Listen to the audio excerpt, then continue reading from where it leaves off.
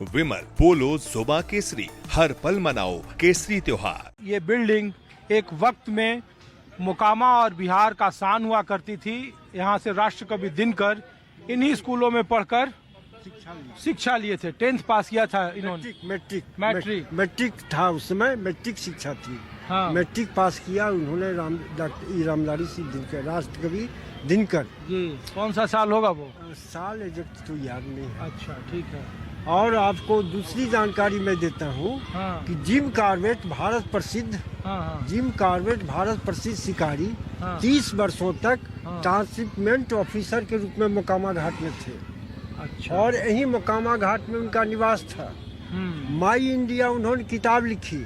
जी। बंधुआ मजदूर बधुआ एक मजदूर, यहाँ माल गोदाम था, बहुत बड़ा माल गोदाम। हाँ। तो बुधुआ जो था, बंधुआ मजदूर था किसी बड़े किसान का, बड़ी जमींदार का, जमीन मालिक का। और वो बेचारा 5,000 में बंधा हुआ था। तो उसकी जीविका चलती थी माल गोदाम का बटोर करके, जय गिरा हुआ अपशिष्ट जो था वो उसको बटोर करके उसकी जीविका चलती थी। जी। तो बंधुआ मजदूर पर हिंदी साहित्य में उसकी कहानी दुर्लभ है। अच्छा। बुधुआ बॉन्डेज लेबर की कहानी हिंदी साहित्य में दुर्लभ है। और दूसरी बात, उन्होंने यहाँ जो निवास था ना, इतने बड़े शिकारी, और वो जब बाथरूम में नहा रहे थे तब गहुमन सांप, माई इंडिया उन्होंने किताब लिखी थी, यहाँ के का वर्णन है उसमें। माई इंडिया यहाँ का वर्णन। सांप, गहुमन सांप उनको बंद कर दिए हैं बाथरूम, ऐसे फफकारता है। तो बड़ा असमंजस में है, कैसे उसको मारो। तो जिस तिपाही पर बैठ करके नहाते थे उस तिपाही से गहुमन सांप को मारा। और जिस तरह से डर रहे थे बड़े शिकारी, बहुत वर्णन माई इंडिया की तरह। ठीक है। आप बताइए चाचा। वो जो बोल रहे हैं सब सही है बोल रहे हैं। क्या नाम है आपका? थोड़ा सा वहाँ बैठने दो आप हमको। ये हाँ, बैठ, कोई बात नहीं। क्या नाम हुआ आपका? धनिक पासवान। तो बताइए कि यहाँ का तो इतिहास बहुत पुराना है।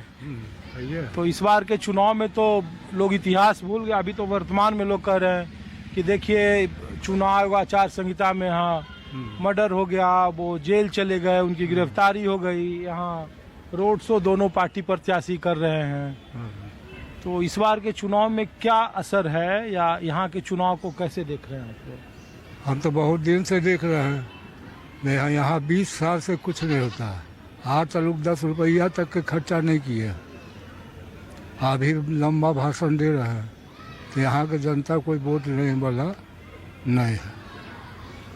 तो ये चूंकि आप पासवान जी अपना टाइटल बताए, इसीलिए हम ये सवाल पूछ रहे हैं। ये जातिगत मत लीजिएगा इसको। कि चिराग पासवान इस बार एनडीए के साथ हैं और लोकसभा में भी थे 2024 में। इस बार तो चिराग पासवान कह रहे हैं कि नीतीश कुमार मुख्यमंत्री थे, हैं और रहेंगे।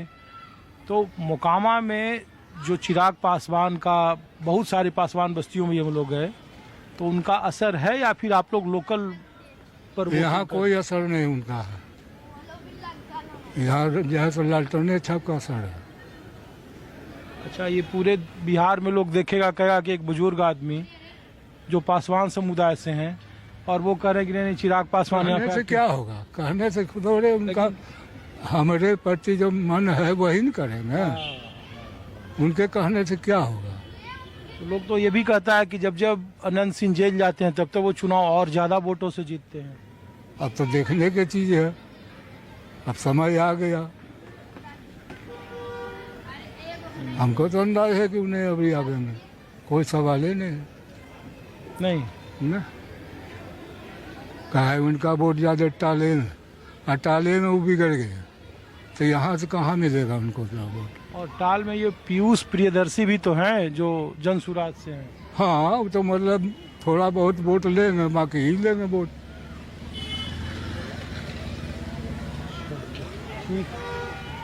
आप बताइए। मैं मोहम्मद हसनैन शाहिद, राष्ट्रीय जनता दल जिला अध्यक्ष, अल्पसंख्यक प्रकोष्ठ बाढ़। अच्छा, बाढ़ से हैं आप। तो बताइए, इस घटना से तो नुकसान हो गया आप लोगों को। किस घटना से सर? ये जो मोकामा की घटना हुई तब तो गोलबंदी के बनाम भी तो गोलबंदी होती है। ऐसा कोई माहौल नहीं है सर। ये भय का जो माहौल था, जो लोग बना के रखा था एक बबल, वो बबल लोग अब जनता समझ गई है। और हमारे नेता आदरणीय तेजस्वी जी का जो अभी प्रोग्राम हुआ जो थोड़ा बहुत माहौल बचा हुआ था, आज एक समा बंध गया है। और इंशाअल्लाह 6 तारीख को हम लोग सब सर्वजात मिलजुल के अपने कैंडिडेट बीना जी को विजय बनाएंगे। और एक बिहार में सबसे ज्यादा चर्चा है कि एमवाई समीकरण का आप ही के बिरादरी में, आप ही के समाज में, हम लोग सीमांचल गए, मिथिलांचल गए, बोले कि एमवाई का मतलब मुस्लिम यादव नहीं है, अब एमवाई का मतलब मल्लाह और यादव है।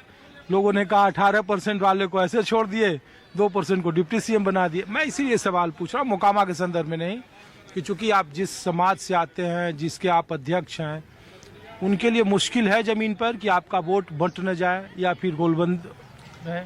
सर ऐसा है कि अब मुसलमान भी बहुत समझदार हो गया है और वो भी अपना भला बुरा समझता है।